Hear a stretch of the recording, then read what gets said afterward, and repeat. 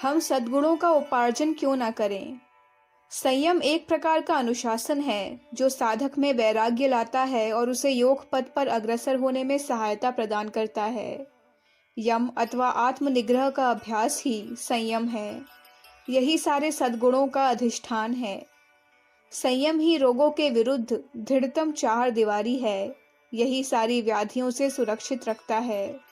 इससे सुंदर स्वास्थ्य शक्ति, बल तथा वीर्य की प्राप्ति होती है। एक सप्ताह के लिए चाय, कॉफी अथवा धूम्रपान करना बंद कर दो। इससे तुम्हारी इच्छा शक्ति बलवती होगी, जिससे संयम कार्य में मदद मिलेगी।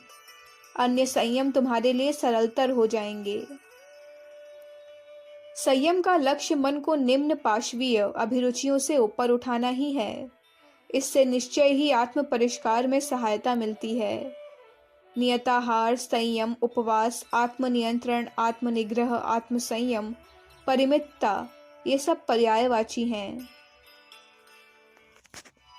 मदोन्मत्तता, आत्यंतिकता, उद्भ्रांतता, उन्माद, आत्मतृप्ति, इंद्रिय परायणता, लंपटता, ये सब संयम के विपरीतार्थक शब्द हैं। भोजन बंद कर देना भोजन से संयम कहलाता है। अल्पाहार करना ही नियताहार है। अनाहार कभी एक बार कर लिया जाता है, परंतु अल्पाहार अभ्यास की वस्तु है। इच्छित वस्तु का परित्याग ही आत्मनिग्रह है। अनिच्छित वस्तुओं का परित्याग भी संयम ही है। नियमित समय तक साधारणतः धार्मिक व्रतों में भोजन न करना उपवास कहलाता है। युक्तिपूर्वक कुछ विशेष वस्तुओं का सीमित सेवन तथा कुछ का पूर्ण परित्याग ही परिमितता है। हम लोग दुर्गुणों में संयम तथा भोजन में मिताहार का प्रयोग करते हैं। यह एक सुंदर सद्गुण है कि एक मनुष्य दूसरों के साथ, चाहे उनकी प्रकृति कैसी भी हो, अपने को व्यवस्थित तथा उपयुक्त बनाता है। जीवन में सफलता पाने के लिए यह सर्वोत्तम तथा अनिवार्य सद्गुण है। शनः शनः इसका उपार्जन करना आवश्यक है। बहुसंख्यक जन इसे नहीं जानते कि किस प्रकार दूसरों के साथ अपने को उपयुक्त बनावें, दूसरों के हृदय पर शासन करने के लिए तथा अंततः जीवन संग्राम में विजयी होने के लिए यथाकाल व्यवस्था एक विचित्र सद्गुण है। पत्नी नहीं जानती कि पति के साथ किस प्रकार अनुकूल बर्ताव करना चाहिए। वह सदा अपने पति को अप्रसन्न रखती है, घर में झगड़े का कारण बनती है और अंततः पति द्वारा परित्यक्त होती है। किरानी नहीं जानते कि अपने मालिक के साथ किस प्रकार व्यवहार करें। वह उससे झगड़ पड़ता है और शीघ्र ही अपनी करनी का फल भोगता है। शिष्य नहीं जानता कि गुरु के साथ कैसा व्यवहार करना चाहिए। व्यापारी नहीं जानता कि किस प्रकार वह ग्राहकों के साथ व्यवहार करे। फलतः वह अपने व्यापार तथा ग्राहकों से वंचित रह जाता है। दीवान यदि नहीं जानता कि महाराजा के साथ किस प्रकार व्यवहार करना चाहिए तो उसको नौकरी से अलग होना पड़ता है। यथाकाल व्यवस्था के ऊपर संसार आधारित है।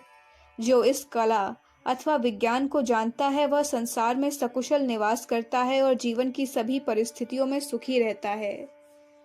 यदि मनुष्य अपने को अनुकूल व्यवस्थित करना चाहता है तो उसमें विनम्रता होनी चाहिए। इसके विकास के लिए अधिक ज्ञान अथवा विज्ञान की आवश्यकता नहीं। यदि किरानी अपने मालिक की आदतों, प्रवृत्तियों तथा उसके तौर तरीकों से परिचित है और अपने को उसके अनुकूल सुव्यवस्थित रखता है तो उसका मालिक उसी का गुलाम बन जाता है।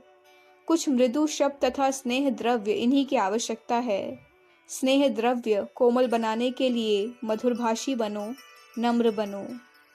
अक्षरशः उसकी आज्ञा का पालन करो, कभी प्रत्युत्तर ना दो। इस कहावत को याद रखो कि आज्ञाकारिता सेवा से भी श्रेयस्कर है। तुम्हारा मालिक थोड़ा सम्मान चाहता है। हाँ जी जी हुजूर, बहुत अच्छा महाशय, ऐसा कहो। इससे तुम्हारा मालिक तुम्हारा ही गुलाम बन जाता है। वह अपने हृदय में तुम्हारे लिए सुंदर स्थान रखता है, तुम उसके प्रिय हो जाओगे।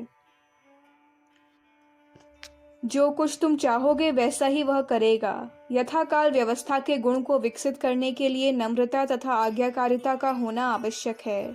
अहंकारी तथा अभिमानी मनुष्य के लिए इस गुण का विकास करना बहुत कठिन है। वह सदा कठिनाइयों में पड़ा रहता है।